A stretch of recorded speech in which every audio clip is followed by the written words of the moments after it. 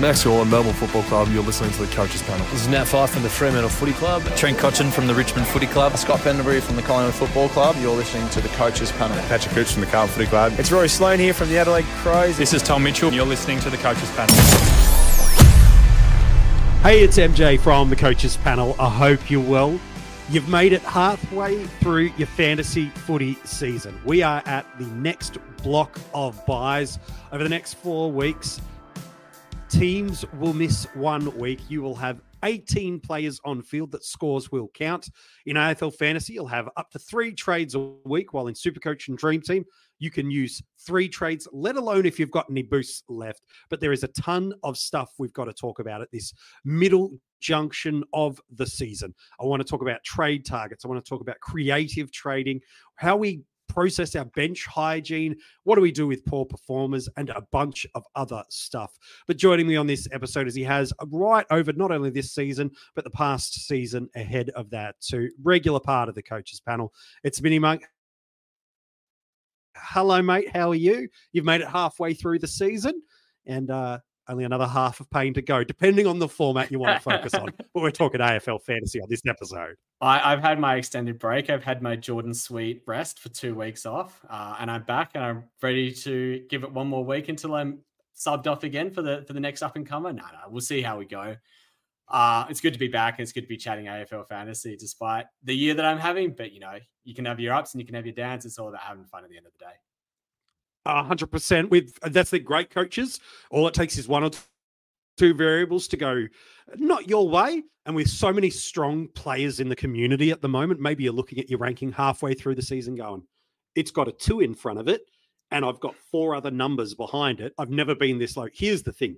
Arguably, the competition has never been so densely strong at the top end, more than ever before, with so many great content creators, so many good coaches now paying a lot of attention to it. So let's help coaches navigate their way through this mid-season buy this week. MiniMonk, very simply, best 18 is on the cards. You can have 3 trades available to you this week, depending on whether you do it in the app or in the PC or web-based browser. There's a few little tricks of the trade to get you there, but we will not have any Swans. We will not have any Lions. We will not have any Roos, and we will not have any Giants. Here's a few things to help you. If it's your first mid-season buy, or you've forgotten what happened early in the year, you can put them on field, you can trade them out, you can undo that at various points in time through the weekend, no problem at all. They're only locked as the final game of the round starts, and they're a very simple, easy way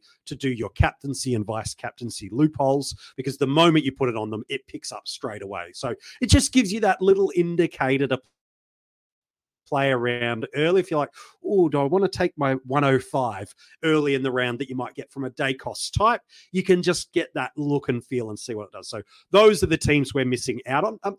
Is there a line that it feels like it could be the most painful? To me, I go straight to that forward line, MiniMonk, and arguably 3 of the 4 most popular in terms of top scoring in Powell, Zorko, Heaney. Geez, we could be rolling through some 40s and 50s through there at best in the forward line. That feels like the line that the most pain could come for us. I definitely agree. It's the line where it feels the most painful. Thankfully, it's the line where we've been getting the most amount of rookies recently as well. You know, types of Frazier. We did have Riches. Unfortunately, he's now injured for a month, which is a very unfortunate for the coaches. So hopefully you got your 94 score off of him last week. But definitely that forward line is where it's going to be the most painful. You know, Heaney and Powell, you know, a lot of people have a Zorko. A lot of people even might still have a James Jordan. They might have gone for a Toby Green. They might have a Zane Dersmer as a rookie. Cadman, Darcy Jones, who's injured now as well. Like, there is just a lot of really relevant players that are going to be missing out of our forward lines. The good thing is the balance is there's not as many across the other lines as well. If you look at the defenders, you're probably looking at the likes of Harry Sheezel and Lucky Whitfield as the big 2. Yep. And in the midfield, probably got 1 from each line, really. If you've got Goulden, you've got Warner from the Swans. From the Lions, you've got a few people that have got Dunkley. North Melbourne, it's probably just an LDU. Maybe you've gone a Wardlaw. Maybe you also have a McKercher down back. And then from the GWS, it's probably just a Tom Green that's relevant at this stage in the midfield. And then you've also got Tristan Cherry in your ruck for a lot of coaches that are still running with him there. Yeah, it does feel like a little bit of pain. In a moment, I want to get your take to help coaches creatively look at maybe specifically these 4 clubs for a moment, how they and other options can creatively help us either get better playing options on field this week, maximize some cash generation and some scoring power. So I'm keen on your take. But before we get there, it is a weird portion of the season because right about now, traditionally it's after the buys, we get a really good indicator of where our team is ranked. But if you're nowhere in the top handful of thousands, you're no chance at this point in time, just given how good the top end quality of the AFL fantasy coach is, how similar teams are, how many chasing points you've got to get. It's really hard to make up more than 100 or so points every week from now. It's doable, but with rookie roulette not as volatile for us on field, it does get hard. So coaches that are sort of ranked 10 to 15,000 back, well, that's not happening for you in 2024. You could still have a good rank, but that's not happening for you, let alone winning yourself a car. So for those that ranking is their focus, different with leagues, obviously, if they're looking at it going, I'm not getting a good rank and maybe not a career high rank, how should they be approaching not just these buys, but the back half of the season, knowing that rankings is not going to work out for them in 2024? What should they be doing? Because they can very easily lose interest in AFL fantasy and become a bit of a ghost ship. Find a way to have fun with the game. Find the way that brings you the joy in the game, or learn. Try and gain information about how you play the game. I know Rids is a big proponent of this. And if you're not having a good season, try things that you wouldn't normally try, see if they work, see if they don't, and use it as a learning opportunity for next year. Or bring in players that you like to watch. You know, we've had a few players returning off of injury in the last couple of weeks that a lot of people have as club favorites, be it a Will Day or a Jordan Ridley. See if they're a good player to bring in, see what they can bring to your team. They come in at discounted prices. They could be ones to have a look at. You know, it's all about, in the scheme of things, whether you, no matter how you want to play the game, it's about playing the game in terms of the way that you get enjoyment from it. If you get enjoyment from a good rank and you're not having a great year, yeah, it's a year. Sometimes it happens. You might have had a couple of dud picks that just didn't work out. Doesn't matter. You can just use it as a learning opportunity for next year. And, you know, people have down years. You know, clubs have down years where suddenly they're 15th, 16th on the ladder, and the next year they're up in the top 2 or 3. You could do the exact same as a coach. Experiment, because that's exactly what a team would do in the AFL as well. Yeah, I think that's really good advice, because politely, it could be the difference between 3 or 4 selection moves of players you've traded in or out of or held on to, 2 or 3 rookie roulettes and 1 or 2 vice captaincy or captaincy calls going your way. And all of a sudden it's 1,000-point differential. And that there alone makes the difference. It's not that much that makes the difference, but when it builds over a 3-month period, like it has been now for the season, that's where you kind of go, all right, season's out for me here. I mean, you know, you've got probably the perfect example in the graphic in the bottom in Connor Rosie. I mean, he's going 112 to start the season over the first 5 weeks and is looking like an absolute smash pick. And then all of a sudden he has a poor matchup against Collingwood. Can be excused, happens. The week after, he is absolutely killing it. He's on about 80 odd at halftime. Early on in the third quarter, twinges his hamstring. Only finishes on 89. Sits out the whole last quarter. Next game, they play him. Probably shouldn't have. He only gets a 50. Then he misses 2 games. And then he comes back and tweaks his ankle in the first 5 minutes of the game. And now might miss this week as well. If you held him, like I did, it's just unlucky. Like you've probably done the right thing. You've tried to upgrade around him. You've tried to hope that he comes back and he comes back well, and he just hasn't. And it's put your season probably in a bit of a poorer state. But that happens. That's just the way the luck kind of falls in this game that we play. And you know, next year, he might not have had that tweak. Maybe it doesn't happen. Maybe he doesn't do his hammy, and instead of going and finishing on 89, he goes 120, and then he continues to go 110 for the rest of the season. But that's just how the cards can sometimes fall, and whether you're on the right side of luck or on the wrong side of it, it evens out in the long run. You just have to ride the ups and downs. Sure. Ryan Reynolds here from Mint Mobile. With the price of just about everything going up during inflation, we thought we'd bring our prices down. So to help us, we brought in a reverse auctioneer, which is apparently a thing. Mint Mobile Unlimited Premium Wireless. How to get 30, 30, bit to get 30, bit to get 20, 20, 20, bit to get 20, 20, bit to get 15, 15, 15, 15, just $15 a month? Sold! Give it a try at mintmobile.com/switch. $45 upfront payment equivalent to $15 per month. New customers on first 3-month plan only. Taxes and fees extra. Speed slower above 40 gigabytes. See detail. Yeah, it's a good shout. So let's help coaches, whether it be their season is done or those that are finding themselves in this middle junction of the year, knowing with 3 trades available every single week over the next month, you can get really aggressive here. You can make a lot of really interesting moves. I do want to talk about cash cows in a moment with you. But what are some creative ways we could look about generating some cash this week? We will look at some value options in a moment, but we do have these clubs that are off. Are there any players specifically from either Sydney, Brisbane North, or GWS that you're looking at and you go, you know what? I might be able to flip you out this week, not just to get the extra body on field, but to generate a little bit of money. Are there any players that you look at that are on the buy this week that you could get a bit creative with how you make moves? Look, I think Lachie Whitfield might be the one that a lot of coaches start to look at because he's still got a fair bit of cash in his head. He's been okay the last few weeks without being great, despite some pretty heavy attention. Yeah. But the issue is he's got the bye this week. He has a relatively friendly matchup the week after in Hawthorn. But then he comes into Port Adelaide, who is the most restrictive team for the position that he plays. And then he comes into an almost inevitable attack the week after. Because we've already seen it happen once, and we saw the score that happened with that. Yes, it was a weight game, but he held Whitfield to, I think it was no marks. He didn't take a single mark that game. Yep. And for someone whose scoring relies pretty heavily on handball receives and on +6 scoring chains, that could be another dirty 30 or a 40 out of Whitfield. And so that's one I would probably look at. Yes, I think that after that, you can probably look to bring him back in maybe a week or two after once his price is bottomed out. But he's definitely one I'd be interested in. I think the one that's a bit more interesting in terms of how you see it playing out is actually Harry Sheezel. Despite the role change, he's still been scoring well. But there is still concerns that things might change because he's been quite fortunate in those 2 games recently that he's actually been swung back for portions of them based on injuries that they've had.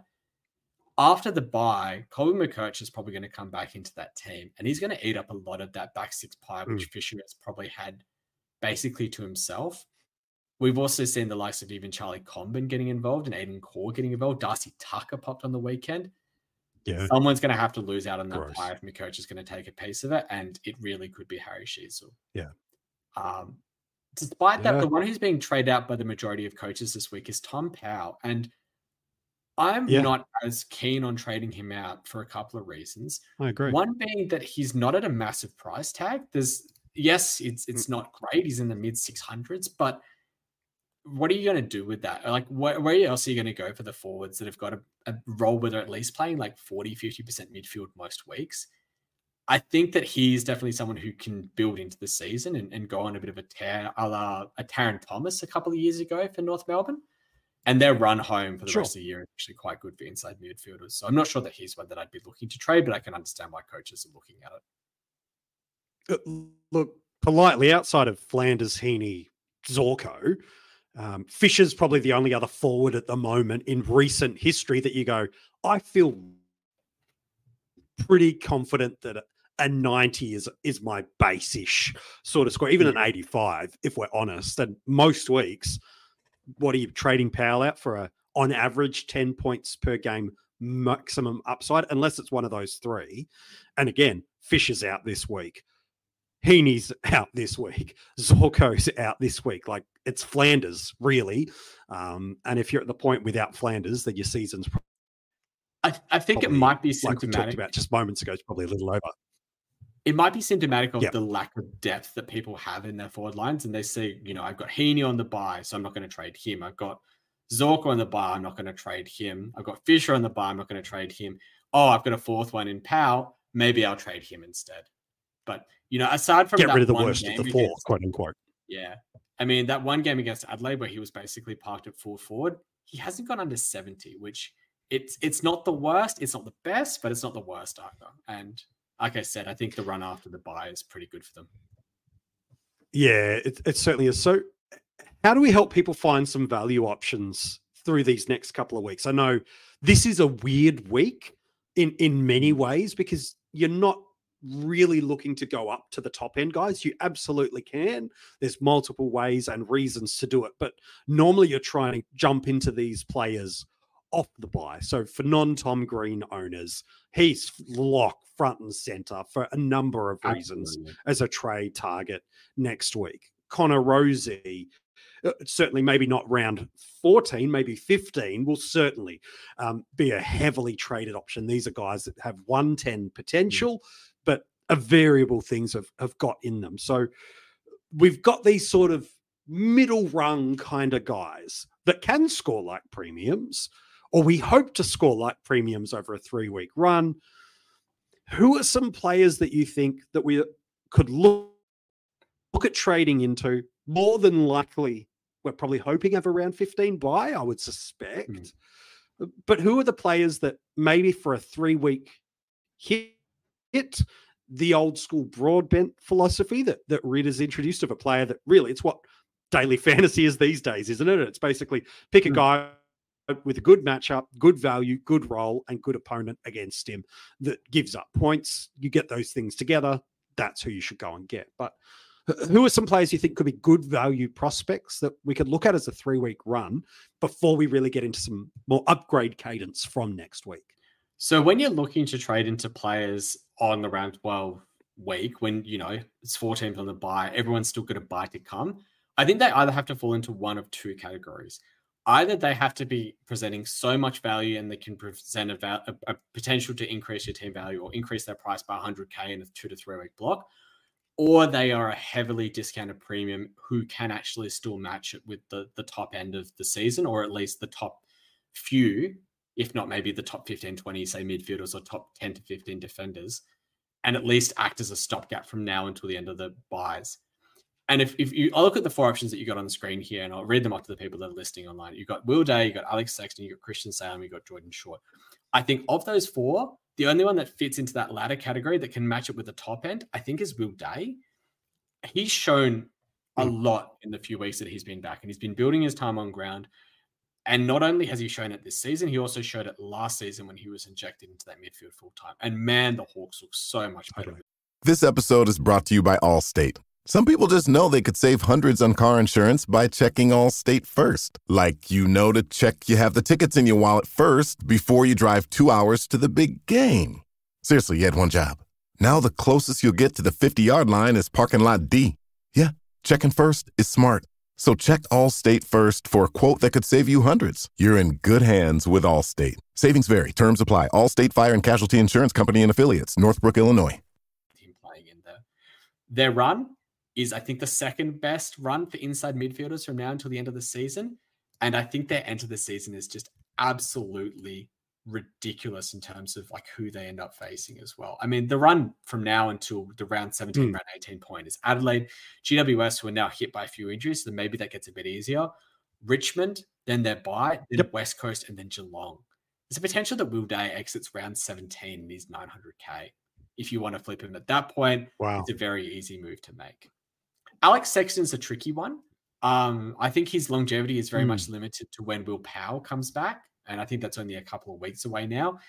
It does feel like a bit of a hand grenade that you're sitting on, because any given week he could end up in the 2s, but he could also be, you know, dropping 100s on you and really painful for non owners. So he's one I'd consider.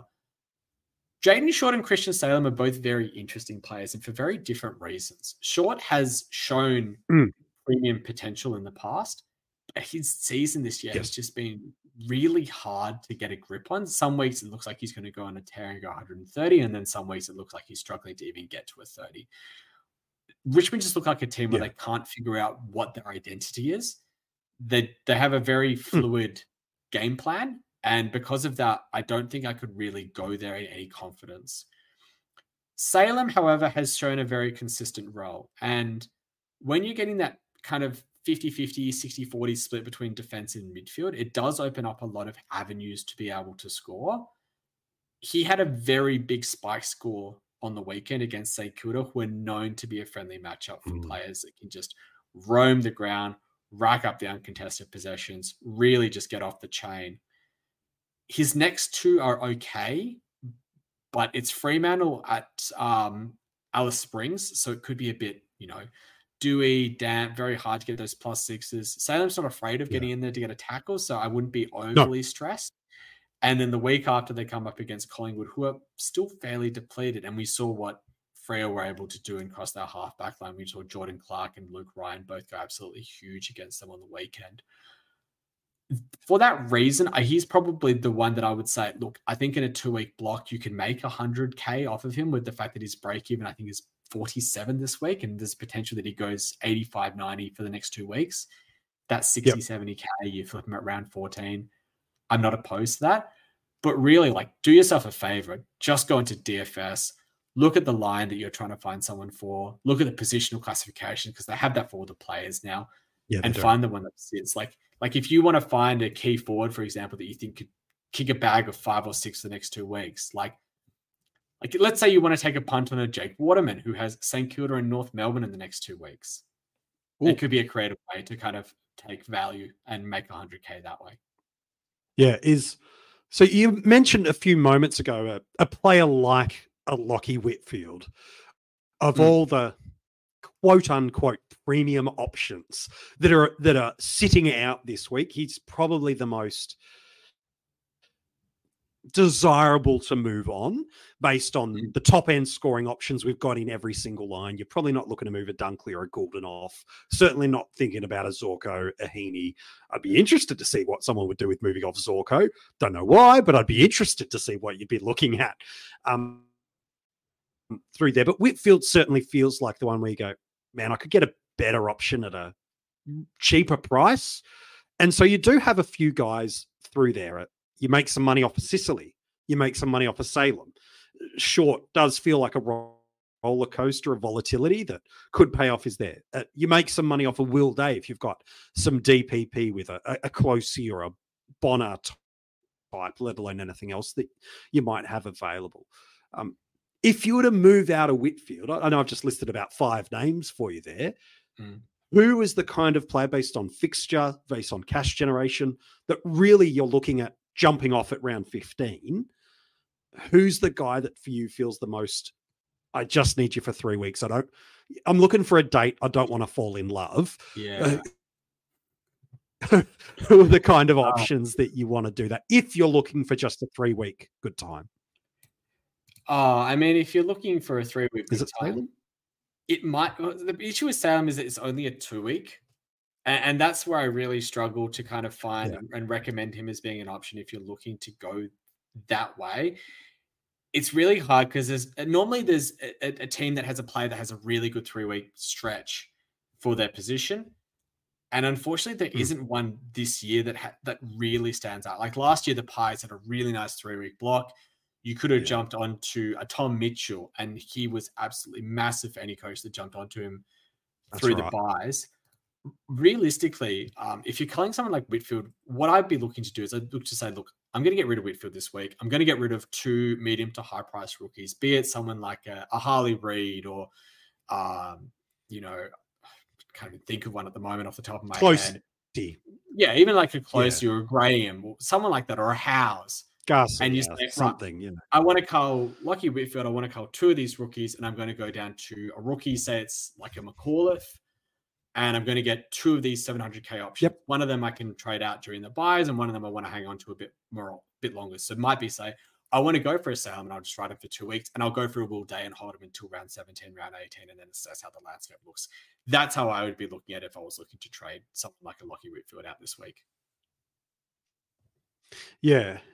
So I think there's an interesting spot that teams are in. And this is a shorter episode than normal for a number of different reasons. But one of them is it feels like you're making moves this week that are preparation for future moves, almost more than anything else. Although you're making moves that are hopefully improving your team for this week, it very much is the upgrade cadences and hoped play of what you can do over the next month. And certainly would encourage you, if you haven't already, map out the trade moves of what your team looks like over this next month in terms of who your upgrade targets, how are you going to get there, who are the in and outs that are going to get you through there. You might not know the exact downgrade names, but you want to target the upgrades and the players that you're jumping off. If you haven't done that yet, you definitely need to do that, and that should inform the moves you make this week. But I think coaches are in an interesting spot. Not only are they looking, MiniMonk, for creative trade moves, they're also in a dilemma point where they've got a decision to make. I've got some topped up cash cows. I've got some red dots that have done nothing for weeks, potentially even months, and won't be coming back to help you over the next few weeks. And then I've got some poor performers in my team, guys that I'd hoped to get even close to premium territories and not even getting there. Can you help coaches through that dilemma? Should they prioritize the poor performer, the topped out cow, or the dead cow? Depending on where their team's based, what should the priorities be? Look, if you're struggling to get to 18 or 19 playing this week, it has to be the dead cows. It's really hard this week because we don't have many rookies that are coming through the pipeline that we can jump onto and say they're good enough to, get a 50 or a 60. They're going to play for a consistent period of time. The biggest one that stands out to me is a Kane McAuliffe, because I don't think a lot of coaches have gone there yet. I haven't looked at who's the most. If I look at the most popular ins in terms of rookies this week, it's McAuliffe, it's Frazier, then it's Harrison at third. Because of the fact that he had that pop score and he does seem to have some security, but I don't love it. He did have to kick, I think it was 3 goals on the weekend to get to that score, which he's not really going to do every week. But I think if you're looking for a rookie to go to, it's definitely Frazier or Ken McAuliffe. But yeah, if you're struggling to get to 19, 20 green dots, you have to fix the red dots first. Sure. Then it's a very interesting conundrum between the poor performers and the topped out rookies, because they could be at a very similar price. Jack McRae is only 100K more than Harley Reid is at the moment. That's 140K. But I'd almost rather keep Harley Reid than keep Jack McRae, because at least Harley Reid isn't going to go down in price that fast. And at least we know what his role is going to be on. When you reach that age where everyone and their mother won't shut up about their credit scores, yet it seems like no one really understands what's so special about those 3 random numbers? That's because credit scores are meaningless, unless you have Credit Karma to show you how to use them. We use those 3 random numbers, plus your financial profile, to help you find your next opportunity. Like a more rewarding credit card, a game plan that helps you pay down debt faster, or a personal loan to help you save more on interest payments each month. Cha-ching! Download Intuit Credit Karma today to get started. Any given week.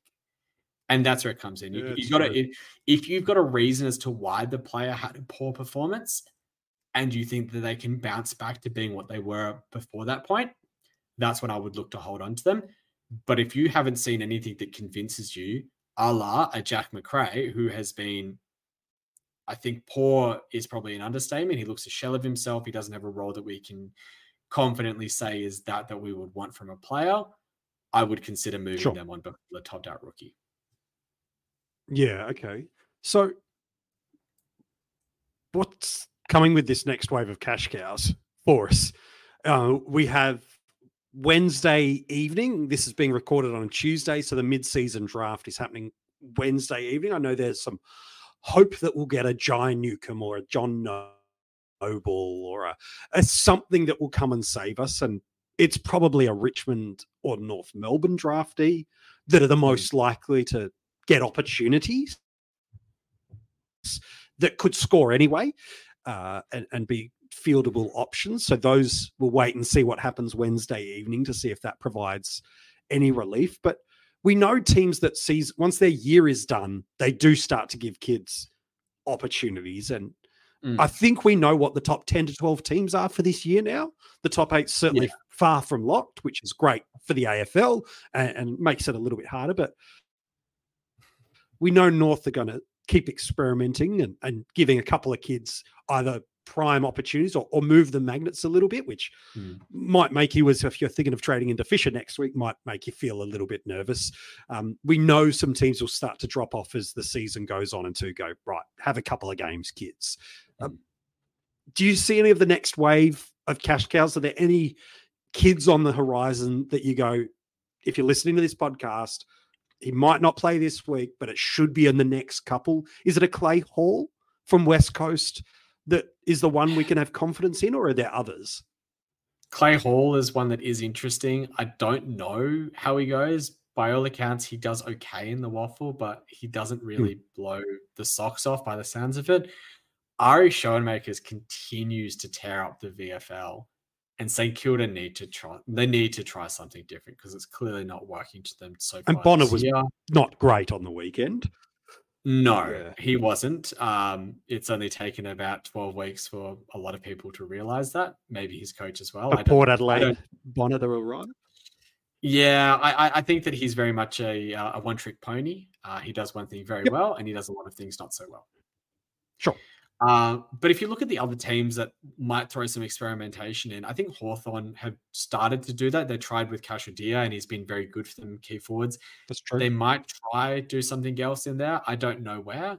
Adelaide, maybe, but I just don't know. Like, you're trying to look for these rookies that not only are going to come into the teams, but that actually can have a decent role and get an extended crack at it. And that's why Richmond seems like the likely target at this stage, because their midfield is so depleted. Yes, the troops are going to start coming back, but they need to try some people out in other roles as well.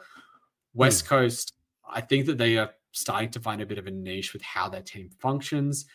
It's the teams then that are starting to kind of regress back. And I think that, maybe the cliff has come for Geelong. They haven't looked great the last 4 weeks. Maybe if they lose 2 or 3 more, they throw the towel in and say, let's bleed some kids. Let's try to rebuild on the run as we are at the moment.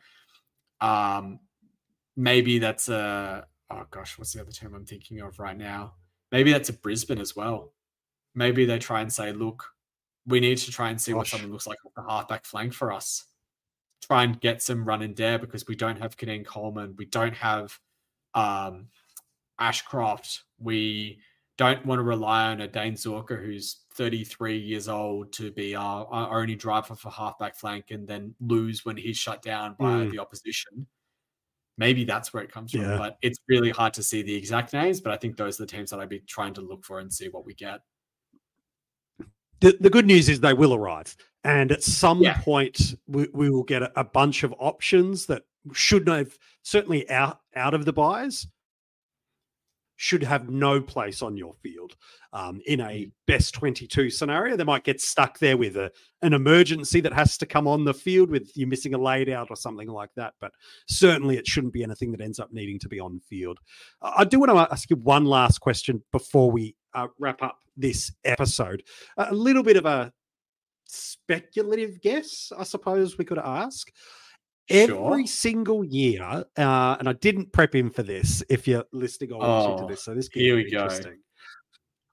Every single year in the final 8 to 10 weeks of a season, a player has a significant role change and ends up scoring like a premium on the run home for us.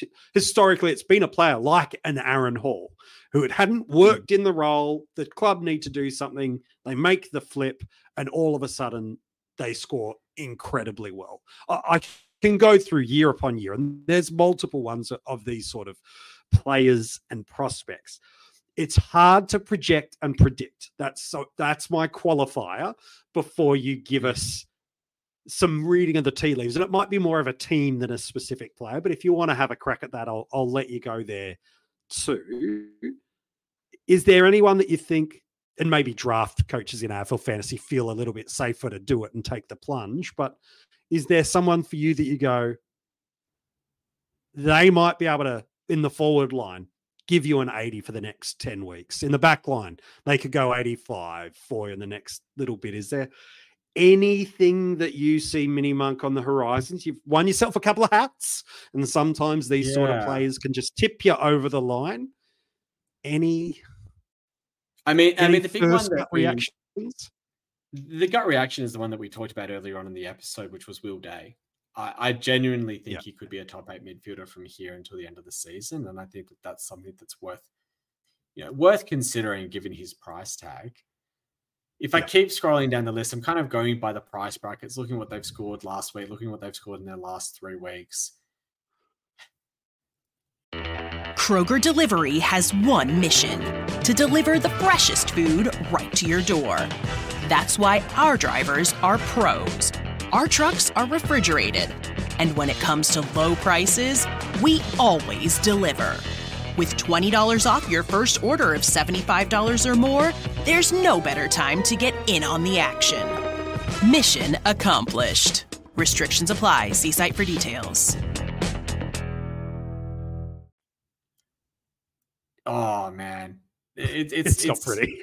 It's not easy. And this is one of the hardest parts about fantasy, is finding these players before everyone else does, because it really can make the difference between whether you finish, if you're gunning for a hat, it can be the difference between finishing 150th and finishing 50th or even 30th. Like, it's not that many points that you have to make up in order to actually be the winning coach. Look, one that could be a bit of an interesting pod is actually looking at the Carlton backline. With Zach Williams moving into the forward line, I don't mind having a look at someone like a Mitch McGovern or even a Nick Newman as well. I know Nick Newman's a bit more expensive, so he's not really the top of value, but McGovern has shown a propensity to get off of the chain when he can get involved in a lot of those kick marks, and he does get a fair share of the kick-ins as well. So he could be one that's worth looking at. If I go even further down the list, look, one that I know a lot of people have been umming and ahhing about, and it's very much dependent on what his role is in the team any given week. And I thought that Ridley coming back would hurt him, but Nick Hind has been a very interesting player the last 3 weeks to look at. Because I think he was sub a couple of weeks ago. 4 weeks ago, he was a sub. Came back with an 87 against GWS, 49 against North Melbourne, but then 110 against Richmond on the weekend. He is one who could get off the absolute chain. Oh, man. I know that there's I guess there's a sigh before it. Oh, this will be good.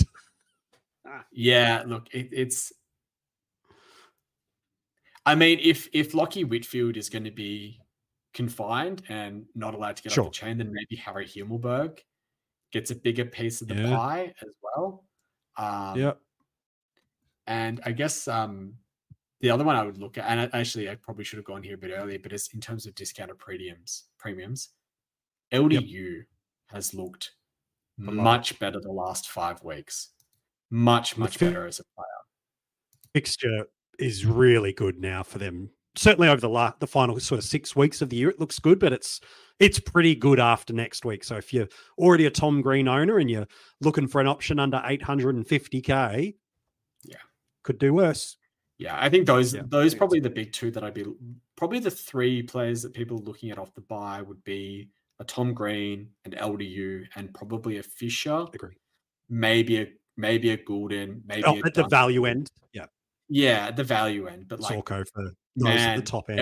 LDU is someone who you could really get on a tear. And we've seen it before. Like, he's had a stretch of a 6-week, 8-week block where he's been able to go at a 120 marker. And if you can do that from the back end of the season, maybe have the occasional spike score as well, which you can cut a vice captaincy on, you could be off to the races.